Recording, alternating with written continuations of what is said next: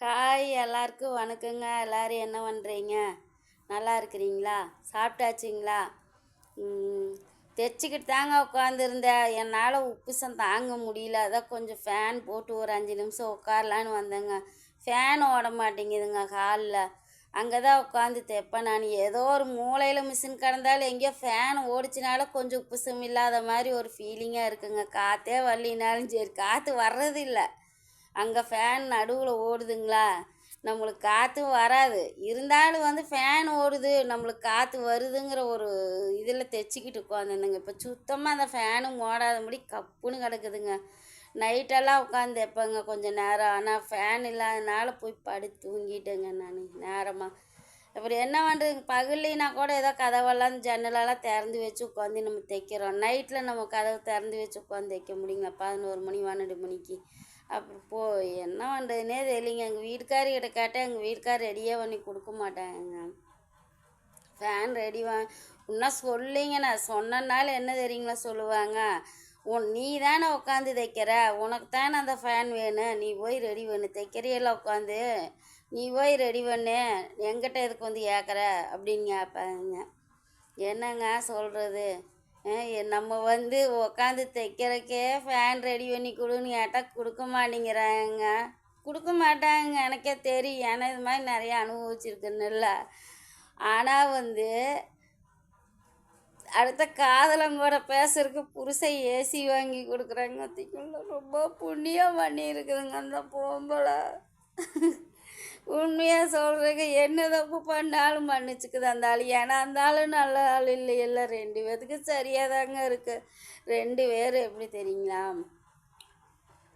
இவளை பேசுனா அந்த ஆள் கூஜா தூக்கிட்டு வரும், அந்த ஆளை பேசுனா அந்த பொம்பளை கூஜா தூக்கிட்டு வரும். நல்ல ஃபேமிலிங்க.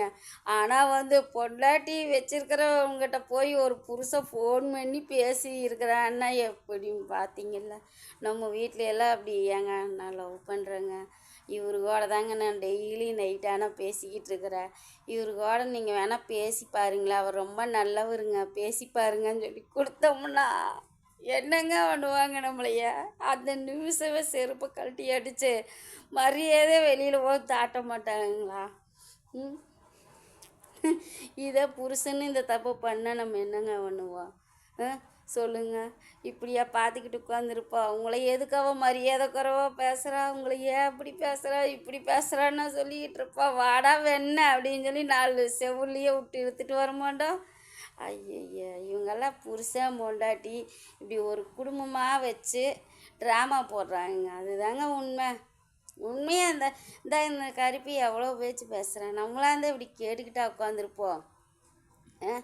நம்ம புருஷன் கூடயே உட்காந்துட்டு நம்மளையே இப்படி பேசுகிறாள, நம்ம எப்படி இவளை விட்டு வைக்கலாம்?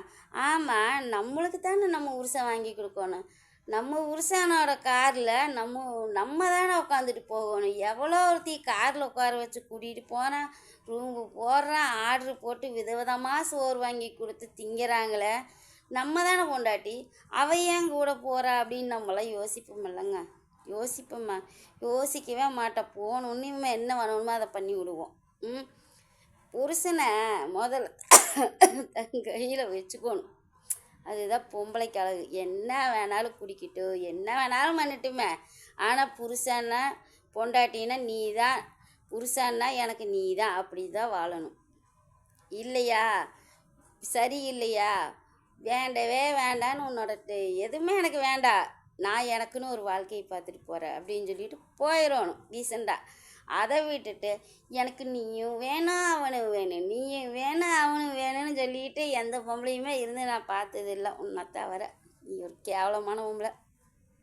உனக்கு ஒன்று வாங்கி கொடுக்கணுன்னா உன் லவ்வரு கூட சண்டைங்கிற மாதிரி 2 பேர் சண்டை கட்டிக்கிற மாதிரி பண்ணுவீங்க.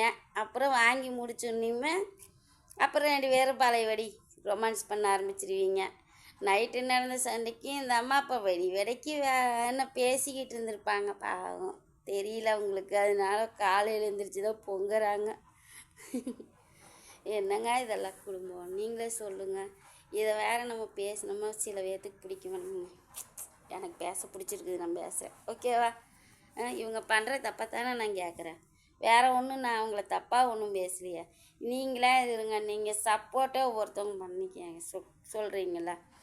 அவங்களுக்கு அந்த அம்மாவோட சப்போர்ட் இருக்கு தான் கேட்குறேன். இந்த மாதிரி உங்கள் புருஷன் பண்ணுன்னா நீங்கள் சும்மா இருப்பீங்களா? இல்லை நீங்கள் போய் இந்த மாதிரி பண்ணிங்கன்னா உங்கள் புருஷன் சும்மா இருப்பாங்க? யோசிங்க. அடுத்தவங்களாக இருந்தாலும் அவங்களும் நல்ல ஒழுக்கத்தோடு வாழணும்னு நினைக்கிறதுல என்னங்க தப்பு இருக்குது சொல்லுங்கள்? ஓகேங்க, நானும் போய் நீ தைக்கலாங்க, உப்பசமாக உட்காந்து தைச்சித்தானே ஆகணும், வேலையை முடிச்சு கொடுக்கணும். ரொம்ப நாளாகி போச்சு. அந்த அண்ணன் சீக்கிரம் முடிங்கங்கிறாங்க. எங்கேங்க வெட்டிங்கோட கொடுக்க மாட்டேங்க. சின்னவன் வீட்டில் தானே இருக்காங்க, வெட்டி கொடுன்னு சொன்னால் கூப்பிட்றப்படுத்தி தூங்குற மாதிரி ட்ராமா போடுறானுங்க. இன்றைக்கி இல்லைங்க, 2 பேரும் வண்டி ஆட்டோ வந்து சர்வீஸ் கொடுறதுக்கு போயிருக்கிறாங்க. சர்வீஸ் கொடுத்து அங்கேயே உட்காந்து வாங்கிட்டு வந்துடுவாங்க. ஏன்னா சாயங்காலம் கொண்டு போகணுமில்ல, அதனால் போயிருக்கிறாங்க. சின்னவனும் கூட போயிட்டான். போயிட்டு வரட்டுங்க. வீட்டுக்குள்ளாரையே எந்நேரம் உட்காந்துருப்பாங்க. போயிட்டு வரட்டு. கொடைக்கானல் எல்லாம் ஜாலியாக போகிறாங்க. ஆனால் அந்த குழந்தைய வந்து காமிக்கும்போது கொஞ்சம் பாவமாக இருக்குங்க. அந்த பேரனை அந்த குழந்தையெல்லாம் எங்கேயாவது சந்தோஷமாக கூட்டிகிட்டு போகலாம் வரலாங்கிறதெல்லாம் இந்த ஆளுக்கு கொஞ்சம் கூட எண்ணம் இல்லைங்க. இவ்வளோ தான் கூட்டிகிட்டு சுத்தோன்னு நினைக்கிது. இந்த ஆளுக்கு இந்த ஆள் சந்தோஷம், அந்த பொம்பளைக்கும் அந்த பொம்பளை சந்தோஷம். ஆனால் ஒரு பையனுக்கு கல்யாணம் பண்ணணும், அவனுக்குன்னு ஒரு வாழ்க்கை இருக்குது, ஒரு குழந்தை தாயில்லா குழந்தை இருக்குது, அந்த குழந்தைக்கு ஒரு தாய் தப்புன்னு நம்மளாம் இருந்து பார்க்கணும். எந்த எண்ணமே கிடையாதுங்க இவங்களுக்கெல்லாம். என்னங்க அந்த கருப்பியும் இப்படித்தான் மிளகாத்தூள்னு ஓவரான சீனு. எதுக்கு இவ்வளோ சீன் போடுற? ஐயோ, அந்த மிளகாத்தூள் யாருக்குமே அரைக்க தெரியாது. கடையில் வந்து எல்லாம் கெமிக்கல் எல்லாமா கலக்கிறாங்க. நீங்கள் தான் இயற்கையாக நீங்கள் செய்கிறீங்களா? எல்லோரும் அதில் என்ன கெமிக்கல் கலக்க முடியும் கடையில் விற்கிற மிளகாத்தூளில்? சொல்லு. எல்லாம் நீ ஓடுறதை தானே அவங்களும் போட்டு செய்கிறாங்க. அடடடட, இந்த மிளகாத்தூள் இந்த விலை கொடுத்து வாங்கி திங்கன்னு எல்லாரும் அப்படி பறக்கிறாங்களாம்மாங்க.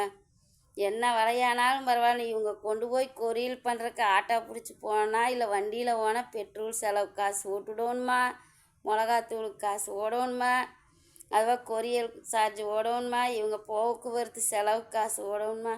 என்னங்க அநியாயம். அப்படி என்னங்க அந்த மிளகாத்தூள் இருக்குன்னு எல்லாம் வாங்கணும்னு நினைக்கிறீங்க? எங்களை மாதிரி இருக்கிறவங்களாம் யாரும் நினைக்க மாட்டாங்க. உங்களை சுற்றி இருக்கிறவங்க யார் வாங்கணும்னு நினைக்கிறாங்கன்னு தெரியல. ஆனால் வந்து நானும் கேள்விப்பட்டிருக்கிறேங்க, ஒரு பொருள் வந்து உணவுப் பொருள் தயாரிக்கிறோம்னா அதுக்கு வந்து சர்டிஃபிகேட் வாங்கணுன்னாலும் அவங்க உணவுத்துறையிலேருந்து அவங்க வந்து எல்லா பொருளெல்லாம் செக் பண்ணி பார்த்து எல்லாம் மக்கள் சாப்பிட்றதுக்கு தரமாக இருக்குதான்னு பார்த்து சர்டிஃபிகேட் கொடுப்பாங்க. ஆனால் இவங்களுக்கு எப்படி வராமையே எப்படி சர்டிஃபிகேட்டு வந்ததுன்னு எனக்கும் தெரியல.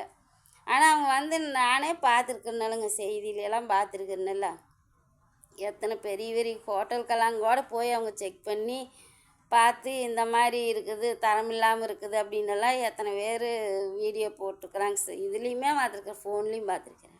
ஆனால் இவங்களுக்கு எப்படி வந்து பார்க்காம பொடியை செக் பண்ணாமல் சர்டிஃபிகேட் கொடுத்தாங்கன்னு தெரியல. என்னவோ இருந்துட்டு போகுதுங்க. ஓகேங்க, முன்ன மாதிரி நம்மளுக்கெல்லாம் வீசும் போகிறது இல்லைங்க, லைக்கும் வர்றதில்லை.